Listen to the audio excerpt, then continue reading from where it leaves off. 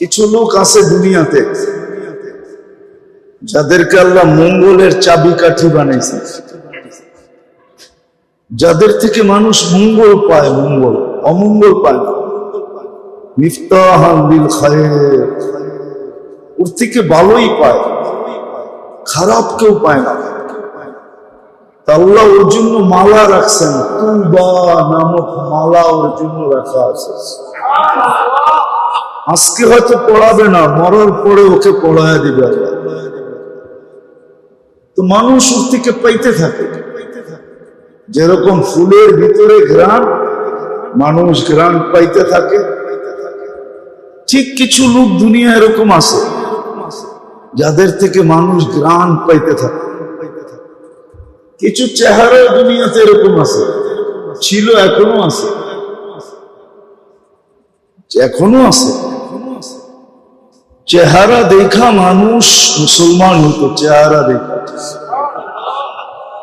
এখনো আছে।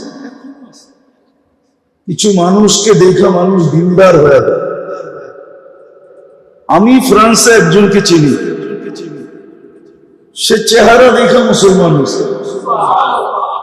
জামাত যেতে ছিল, জামাতের হাঁটা দেখা সে মুসলমান হয়েছে। আমি আমেরিকাতে একজনকে চিনি যে ঘুম দেখা মুসলমান হয়েছে। শুধু তালিমের হালকায় বসে একজন ঘুমাইতেছে, তার ঘুম দেখে সে মুসলমান হয়েছে। এখন সেও বসে ঘুমায়। সত্য এটাই। এই জন্য যখন আদব পুরা করে শুনবো, তখন ভিতরে আসর হবে, শরীরে ওটা ফুটা বাহির হবে। তখন চলা দেখা, পলা দেখা, উঠা দেখা, বসা দেখা, আচার দেখা, ব্যবহার দেখা, মানুষ আকৃষ্ট হবে। আসলে মুসলমান ছিলই এই জিনিসটার নাম। মুসলমান কাকে বলে? যাকে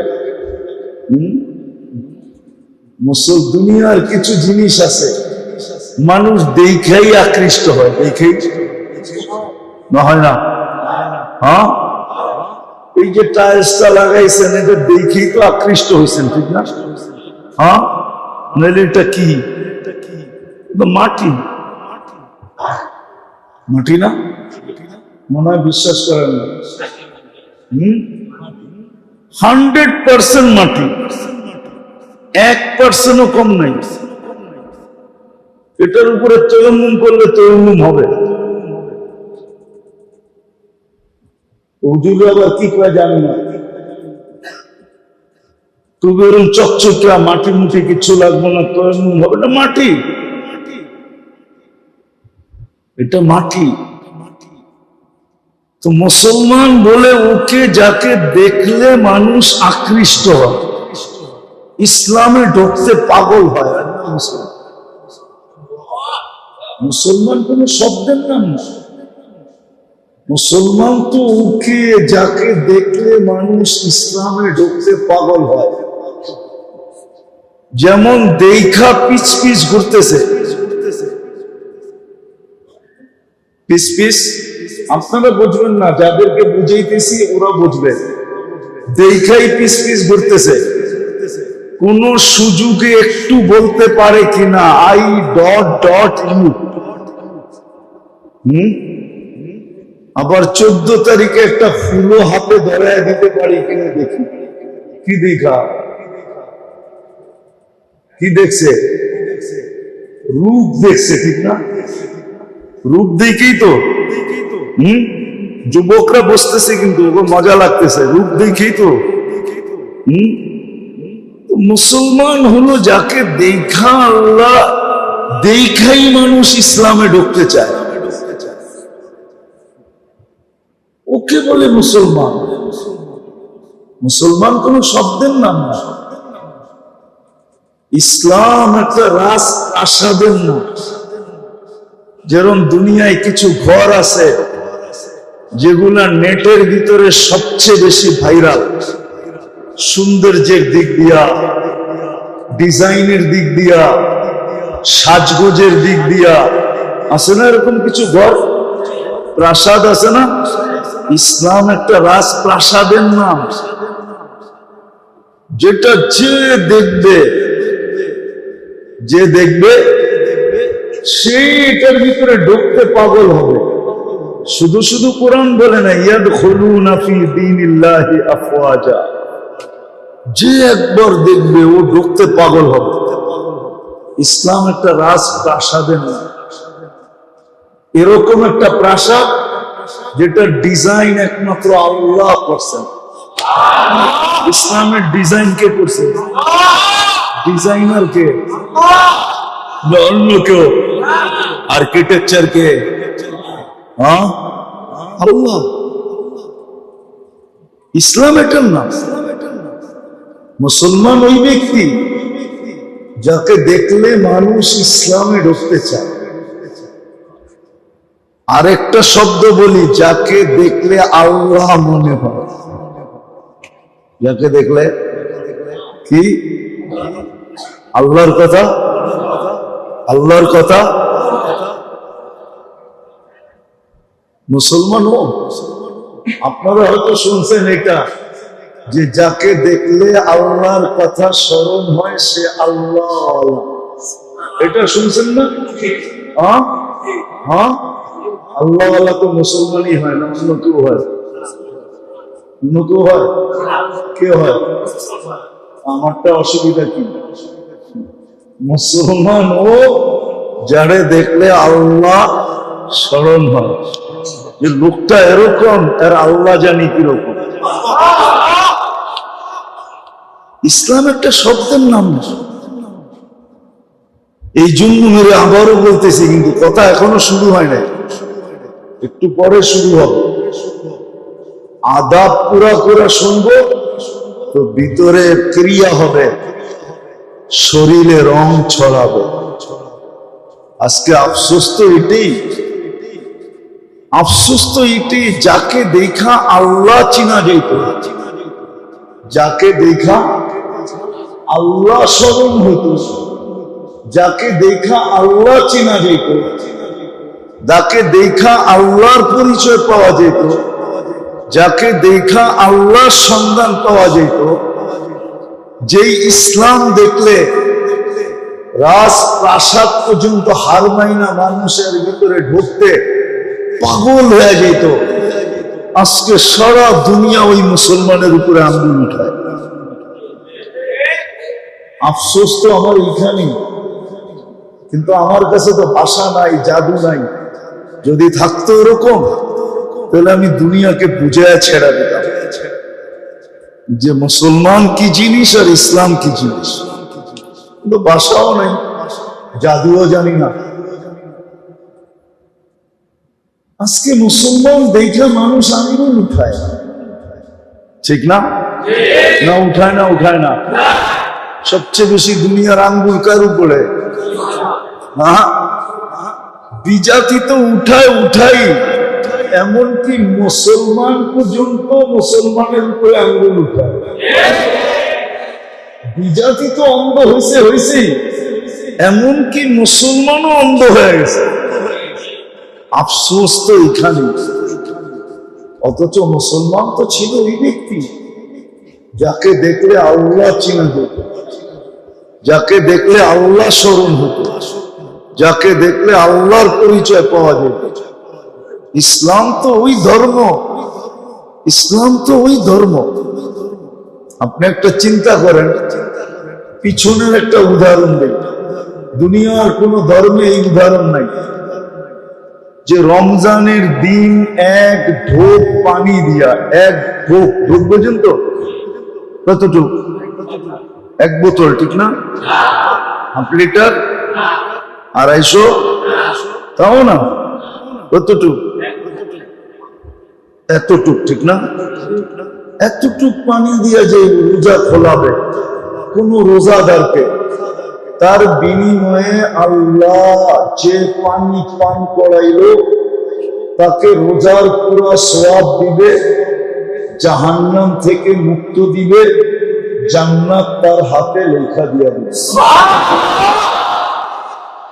বলেন দুনিয়ার কোন ধর্ম এই কথা বলতে পারবে? বানায়া বলতে পারবে, কিতাব দেখায় বলতে পারবে না, ওর ধর্মের কিতাব দেখায় বলতে পারবে না।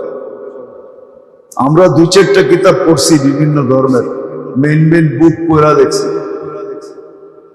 বানায়া বলতে পারবে কিন্তু কিতাব খুলে বলতে পারবে না। আর আমরা হাদিস খুলে বলে দেব, আল্লাহ রসুল। ইসলাম তো ওই ধর্ম ছিল, ইসলাম ওই ধর্ম ছিল, মুসলমান ওই ব্যক্তি ছিল যে যাকে দেখলে আল্লাহ স্মরণ হতো, আল্লাহর পরিচয় পাওয়া যেত। আর একটা বললে মনে হয় হুজুর রোষ হইতে পারবে না, মানবে না আমার কথা।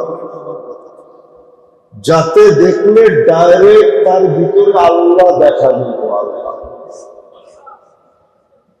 যদি এটা কোত্থেকে বললেন, তো আল্লাহ কেন কোরআনে বললো আইনামা তুয়াল্লু ফাসাম্মা ওয়াজহুল্লাহ, যেদিকে তাকাবি ওদিকে আমাকে দেখবি। তো মুসলমানকে দেখা ও ভিতরে আল্লাহ দেখতো, যেটার ভিতরে আল্লাহ বয়ে রয়েছে ওই যে দেখা যায়। মুসলমান তো ছিল, ইসলাম তো ওই প্রাসাদ ছিল। কিন্তু আজকে আফসোস, দুনিয়ার সবচেয়ে বেশি আঙ্গুল মুসলমানের উপর। আমার আসল কথায় চলে আসছি, 2 কারণে এটা, আর তৃতীয় কোনো কারণ নেই। কথা কিন্তু লম্বা হবে না, 8টার ভিতরে শেষ হয়ে যাবে। 2 কারণে, 2টা কারণ। কোন কবি লিখছিলেন, বড় সুন্দর লিখছিলেন, যদিও কথাটা উর্দুতে, ইস ঘর কো আগ লাগি হ্যায় ইস ঘর কে চিরাগ সে। প্রত্যেক ঘরেই আগুন লাগে ওই ঘরের আগুন দিয়ে, ঠিক না?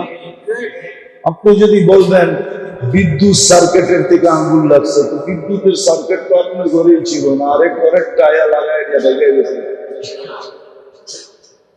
আমার ঘরের বিদ্যুতের কারণেই তো লাগছে। আমাদেরও দুরবস্থা আমাদের কারণে, অন্যের কারণে না। যদিও আমরা আঙ্গুল উঠাই অন্যের কারণে। যেমন শয়তানও মাঝে মাঝে বলে, একদিন তো দোজখে চিৎকার দিয়া বলবে, শয়তানও কিন্তু একটা সম্মেলন করবে দোজখে। কোরআনে আছে, কোরআনে আছে দোজখবাসীদেরকে নিয়ে শয়তান একটা সম্মেলন করবে। আর কোরা বলবে, ইন্নী দাউতুকুম ফাস্তাজাবতুম ফালুমু আনফুসাকুম ফালা তালুমুনি মা আনা বিমুসরিখিকুম ওয়া মা আনতুম বিমুসরিখিয়া। তো একটা সম্মেলন তো করবে। আজকেও শয়তান বলে মাঝে মাঝে, যদিও আমরা শুনি না, শয়তান বলে জুলুম তো খুদ করে, লানত করে শয়তান করে। সব তো তোরাই করো, সামাখা আমার উপরে আঙ্গুল উঠাস কেন? তোরাই তো আমারে ফেল মেরা দিছস, এখন তার আমার কিছু করতে হয় না। মোটামুটি এমন শয়তান হইছস, এখন আমিও মাঝে মাঝে লজ্জা পাই যে আমি তো এতগুলা করতে কই নাই। হ্যাঁ, কোরআনে আছে, আমি কোরআন দিতেছি।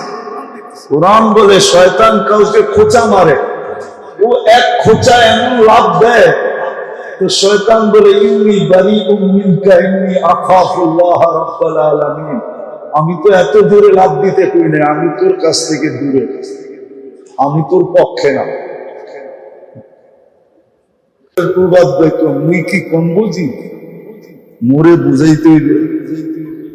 আপনি যদি বুঝেন তাহলে আর বুঝ ভিতরে ঢুকবে না। এই জন্য তৃতীয় আদব হলো পেয়ালাকে বিলকুল শূন্য করে বসা, তাইলে কথা কাজে দিবে। যাক, আশা করি এই 3টা আদব আমরা পুরা করব।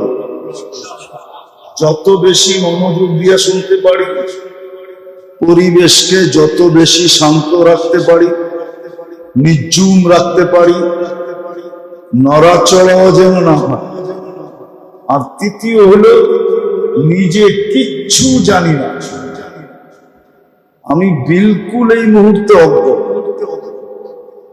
আমি কিচ্ছু জানি না, এইভাবে যখন শুনবো, এই 3 আদবকে পুরা করা যখন শুনবো, তো ইনশাআল্লাহ সুম্মা ইনশাআল্লাহ আশা করি কিছু নিয়ে উঠতে পারবো। দিলের ভিতরে আসর হবে, জীবনের ভিতরে রং ছড়াবে, রং।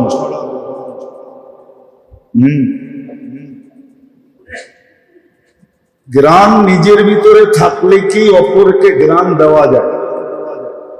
ফুলে যদি গ্রাম না থাকে তাহলে কাউকে গ্রাম দেওয়া যায় না, দেওয়া যায় নাকি? ঠিক তদ্রুপ এরকম ভিতরে আসর হবে, শরীরে রং লাগবে, তখনই দেখবেন যে আপনার থেকে হাজারো মানুষ গ্রাম নিবে, হাজারো মানুষ। এই জন্যই হাদিসে একটা ছোট্ট কথা আছে, তুবা লি আবদিন